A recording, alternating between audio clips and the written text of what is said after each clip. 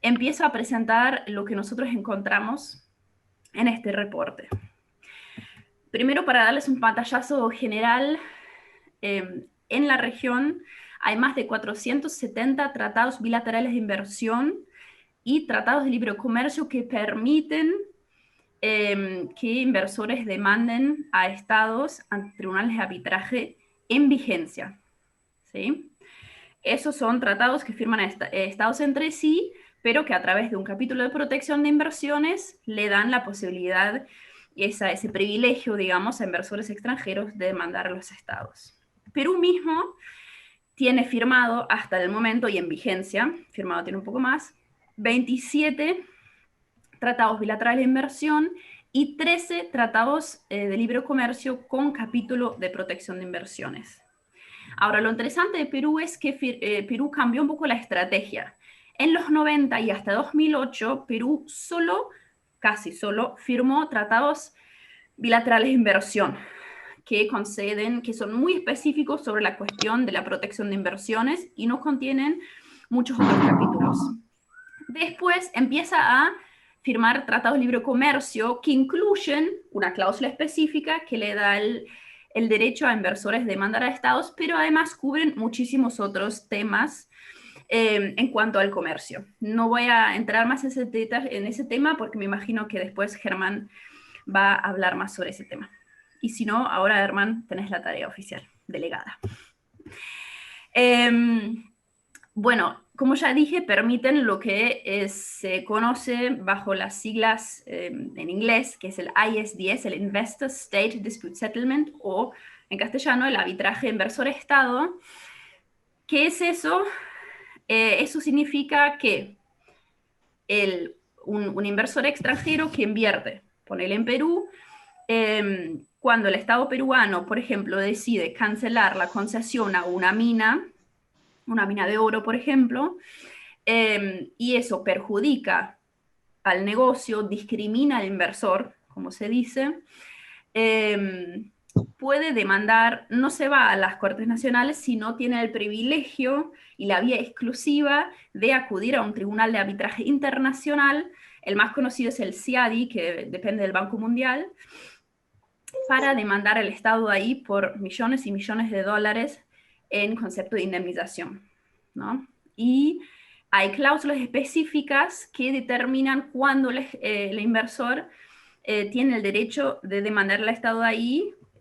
Algunas cláusulas tan conocidas como el trato justo y equitativo, que puede ser cualquier cosa, justamente también por eso.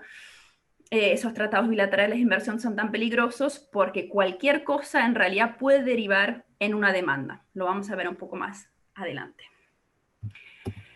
Lo interesante, que también después por ahí hablando con el nuevo gobierno, es interesante, es que esos tratados, los tratados bilaterales de inversión, no los TLC, tienen fecha de vencimiento.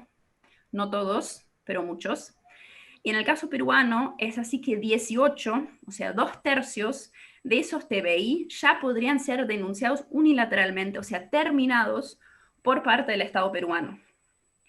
Eso no implica que en el momento en el cual se denuncian y se terminan oficialmente porque lamentablemente contienen una cláusula que se llama cláusula de supervivencia, que hace que después pueden sobrevivir 5 a 20 años más dependiendo del tratado.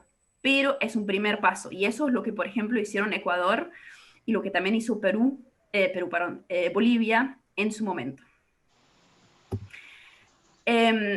Ahora, yo les dije que Perú tiene firmado varios tratados que permiten esas demandas inversor-Estado y eso ha llevado a que Perú desde el 2010 está viendo un aluvión de demandas de inversor-Estado. Hay que saber que a nivel mundial nosotros conocemos hasta el día de hoy 1060, no, perdón, ese es el viejo dato, 1104 demandas hasta fines del 2020,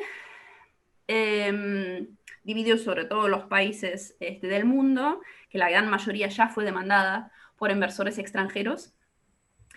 Y de esos, 25 demandas pertenecen al Perú. Eso hasta fines de 2020, solo en lo que va del año, del 2021, a Perú le llegaron ya 3 demandas más. De hecho, la primera demanda en 2021 contra un país de la región fue contra el Perú. Bueno, ahí vemos en esa tablita un poco la cantidad de demandas y cómo fue creciendo, y que de hecho Perú hoy en día es el cuarto país más demandado de América Latina y el Caribe ante tribunales de arbitraje, y en 2020, con las 6 demandas que recibió por inversores extranjeros, fue a nivel mundial el país más demandado en este año. O sea, además el año de la pandemia, ¿no? Y además, y eso también es interesante, cómo funcionan esas demandas, los estados al principio reciben amenazas, o sea, no es que el inversor va y registra, tiene que notificar al estado que tiene interés en demandarlo, y eso hace que empiece un periodo de negociación de generalmente 6 meses, en los cuales se podría resolver el conflicto de forma amistosa.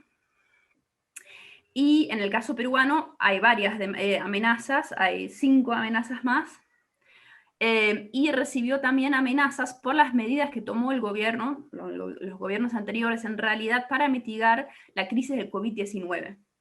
¿Cuáles fueron esas? Una era la ley que suspendía el cobro de peajes nacionales, que ustedes se acuerdan que el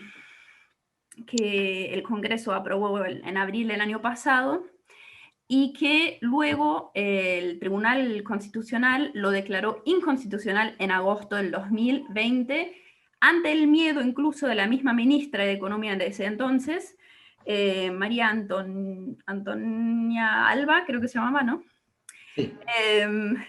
Que decía, bueno, esto nos puede costar amenazas, nos puede costar no solamente amenazas, sino también demandas concretas, y de hecho inversores extranjeros que invierten y tienen concesiones de autopistas en Perú amenazaron concretamente con demandas.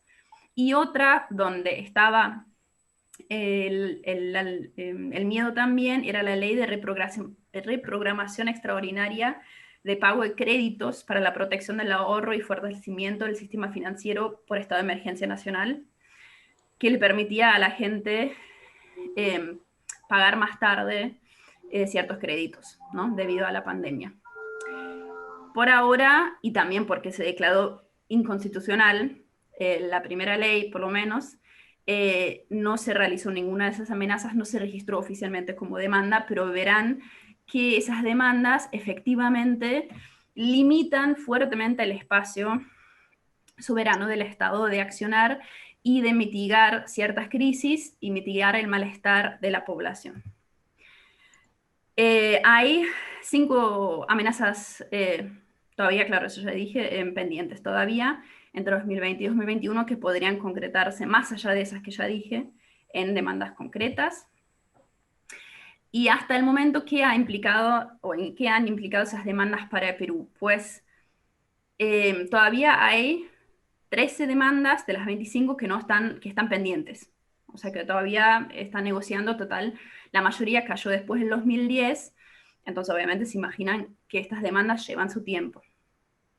2 fueron discontinuadas, 6 fueron decididas a favor del Estado, 2 a favor del inversor, y en 2 casos hubo un acuerdo entre partes. Ahora, el acuerdo entre partes generalmente también implica una decisión a favor del inversor, porque el Estado retrocede o vuelva a conceder, por ejemplo, un proyecto al inversor, ¿no? O decide pagarle un cierto monto para terminar con la demanda. De hecho, Bolivia es el país que casi así todas sus demandas resolvió a través de acuerdos entre partes y decidió pagar. Entonces también en realidad fueron decididas a favor del inversor. Y aunque ahí quede como que, bueno, pero si el Estado gana, vamos a mirar un poco más en detalle que en realidad el Estado nunca puede ganar. ¿Por qué decimos eso? Antes de eso, de las demandas pendientes que quedan todavía, lo que demandan los inversores son 4.250.000 millones de dólares, ¿sí? que eso es lo que todavía queda pendiente, que no sabemos, que es algo que todavía pueden llegar a otorgarle los tribunales. Y eso implica, o es igual, a los gastos que Perú tuvo entre marzo y julio de 2020 para mitigar los efectos de la pandemia de COVID-19. O sea, es mucho dinero que mejor se podría invertir en otras cosas, ¿no? Bueno, ahora sí, a los laudos que fueron decididos a favor y por qué nosotros siempre decimos que en realidad los estados siempre pierden. ¿Por qué? Porque por un lado, incluso cuando el Estado, el Tribunal de Arbitraje decide a favor del inversor, hay gastos del tribunal, gastos de la defensa, o sea, de los bufetes de abogados que hay que pagar. Y estos muchas veces suman montos, o sea, que son mil millonarios. Y eso, por ejemplo, lo vemos acá en el caso de la empresa china, Yapshum, que si se fijan, eso es una de las demandas que perdió Perú, pero que el tribunal le ordenó a pagar 780.000, falta un cero, dólares al Perú, pero en términos de gastos del arbitraje, o sea, el tribunal y los bufetes de abogados, es muchísimo más. Solo al Estado le costó 4 millones de dólares, o sea, múltiples veces más. Y eso así pasa en todas las otras demandas también. Entonces, en realidad, el Estado siempre tiene gastos, tiene que no solamente invertir dinero, sino también energía, cabeza, bueno, un montón de cosas que en realidad mejor se invirtieran en otras cosas, ¿no?